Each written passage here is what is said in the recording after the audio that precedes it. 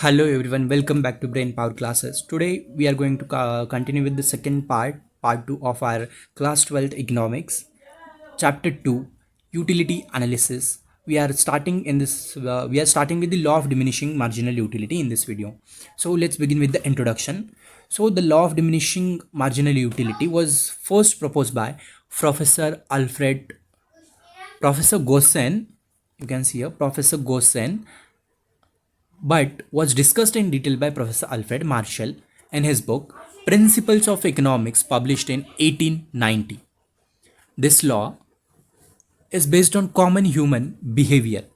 So, as a person consumes more and more units of the same commodity, the satisfaction obtained from each additional unit gradually decreases. So, you can see the statement of the law. So, according to Professor Alfred Marshall, other things remaining constant, other things remaining constant, the additional benefit which a person derives from a given increase in his stock of a thing diminishes with every increase in the stock that he already has. So, as the consumption of a commodity increases, the additional satisfaction received from every extra unit goes on decreasing. So, in short, we can say the more of a thing you have, the less you want to have more of it. अभी देखते हैं हम assumptions. So, what are the assumptions for the law to operate? The following conditions should be fulfilled. So, first is rationality. So, the consumer is assumed to be rational and tries to maximize his satisfaction. Second is cardinal measurement. So, utility can be measured numerically so that comparison between different units is possible. Third, we have homogeneity. So, all units consumed should be identical in size, shape, color, taste, and quality. For example, every cup of a tea consumed should be of the same quantity and the same quality. Next, we have continuity. So, units should be consumed continuously without a long interval of time. This is called the continuity. Next, we have reasonability. The units consumed should be of reasonable size. They should neither be too large nor too small. Constancy. So, other factors such as income, habits, taste, preferences, and marginal utility of a money should remain constant. This is constancy. Divisibility. The commodity should be divisible so that it can be consumed in small quantities. Single want. So, the commodity should satisfy only one want, and that want should be completely suitable. So, these were the eight assumptions of the law of diminishing marginal utility. You can see here the dramatical explanation of the law. This, you can see the table here, table 2.2, units of x and marginal utility mu. So as units increases, marginal utility becomes negative and then into disutility. On y-axis we will be taking marginal utility, and on x-axis we will be taking units of x. See here, at unit of 1 we have marginal utility 10, and as units increases, marginal utility decreases. So suppose a person consumes successive units of a commodity. The first unit gives maximum satisfaction. You can see here, first unit gives him 10 satisfaction.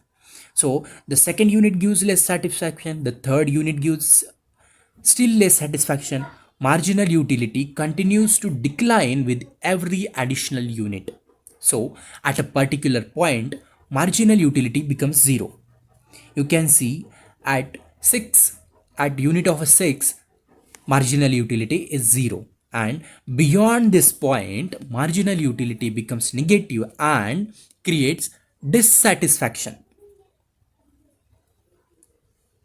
Now you can see the explanation of graph here. So unit of commodity as shown on the x-axis, and units of marginal utility is shown on y-axis. So The marginal utility curve slopes downward from left to right, showing that marginal utility decreases with every additional unit consumed. So when marginal utility becomes zero, the curve touches the x-axis. You can see here at sixth unit, marginal utility it is touching x. So further consumption results in negative utility or disutility. At unit 7, you can see it is disutility. It is in -2, which is shown below the x-axis. Now let's see the exceptions to the law of diminishing marginal utility. So sorry for the disturbance. Exceptions to the law of diminishing marginal utility. So these are only apparent exceptions because they violate some assumptions of the law. So first is hobby. In hobbies such as collecting stamps, coins, rare paintings, music, or books, every additional item gives greater satisfaction. For example, a stamp collector derives more pleasures as his collection increases. Reason is it violates the assumption of homogeneity and continuity. That's why hobbies is the exception. Next we have Misra. So a Misra derives increasing satisfaction from every additional rupee saved. This violates the assumption of rationality. Next we have addictions. In the case of a drunkard person or an addict, additional units may appear to give greater satisfaction to him or her. For example, a drunkard may feel more intoxicated after every additional glass. This is only an illusion and violates the assumptions of rationality. That's why addictions is also an exception. Next we have power. So as a person acquires power, his desire for more power increases because a political leader may always want greater authority. So it again violates the assumption of rationality. A consumer should be rational. Next we have money. So money. It is often said that the marginal utility of money never becomes zero because money can satisfy many wants. So, according to some economists, this law also applies to money. For example, the marginal utility of money is higher for a poor person and than for a rich person. In conclusion, we can say that these are not real exceptions because they violate one or more assumptions of the law. Now let's begin with the criticisms of the law. First is unrealistic assumptions. Conditions such as homogeneity, continuity, and constancy are difficult to maintain in real life. Second, we have cardinal measurement. Utility is psychological concept and cannot be measured numerically. That's why it is cardinal. Individual goods. So individual good means it is not applicable to individual goods. The law does not apply to bulky goods that are generally purchased in a single unit. Example, car, refrigerator, television, etc. Next we have constant marginal utility of money. So marginal utility of money differs from person to person and changes with income and prices. The last criticism we have is a single want. Human beings satisfy many wants simultaneously and not only one want at a time. So these were the 5 criticisms of the law. Now we will be seeing significance of the law. Despite criticism, the law has greater practical importance. First is usefulness of the consumer. Usefulness to the consumer. So it helps consumers use limited resources wisely. So to obtain maximum satisfaction, consumers should satisfy their consumption. Next we have useful to government. The government uses this law while framing tax policy, trade policy, and pricing policy. It is important for basis of paradox of values.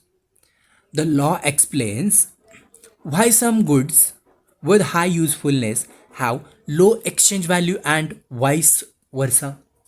So, best example is water and diamond. So, water has high value in use but low value in exchange, and diamond has low value in use but high value in exchange. This is the basis of paradox of values. Now, basis of law of demand. So, as more units are consumed, marginal utility decreases. Therefore, consumers are willing to buy additional units only at lower prices. Quantity demanded rises when price falls and falls when price rises. So these were the 4 points of significance of the law. Now let's see the relationship between marginal utility and price. So to understand the relation, marginal utility is converted into money. Suppose 1 unit of a marginal utility is 10 and price of a commodity X is 50. So marginal utility, there are, you can see here. So in one case we can say कि marginal utility is greater than price. When marginal utility is more than price, the consumer willingly purchase the commodity. These units are called intramarginal units. You can see here intramarginal units. And at second case we can say marginal utility equals to price. How? So when marginal utility becomes equal to price, the consumer reaches equilibrium, and this is called the marginal unit. So marginal utility is equals to price. At this point, the customer gets maximum satisfaction. In third case, we can say कि marginal utility is less than the price. When marginal utility becomes less than price, the consumer will not purchase additional units. These are called extra marginal units. Marginal utility is less than price.